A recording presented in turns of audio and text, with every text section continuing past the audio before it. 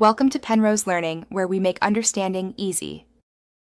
Begin by parking the Toyota Sequoia on level ground, engage the parking brake, and disconnect the negative battery terminal to prevent electrical shorts.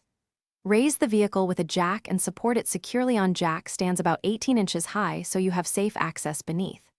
Gather tools: 22 mm, 7/8-inch oxygen sensor socket, 3/8-inch drive ratchet, extension, penetrating oil, O2 sensor anti-seize, gloves, safety glasses, replacement sensor, and an OBD-ROMAN 2 scanner to clear codes. Warm the engine 5 to 10 minutes to make the exhaust and sensor easier to loosen. Do not work on a scalding hot exhaust. Spray penetrating oil on the sensor threads and allow it to soak for 5 minutes. Locate the sensor wiring harness and depress the connector clip to unplug it before applying torque.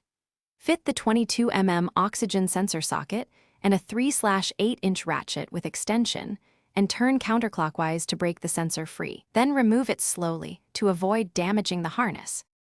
Before installing the new oxygen sensor, lightly coat the threads with O2 sensor anti-seize.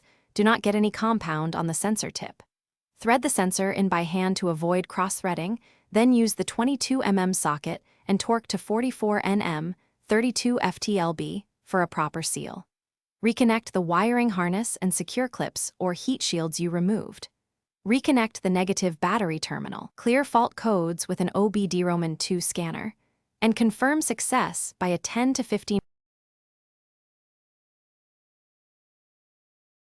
Thanks for watching. If this was helpful, leave a like and consider subscribing. See you next time.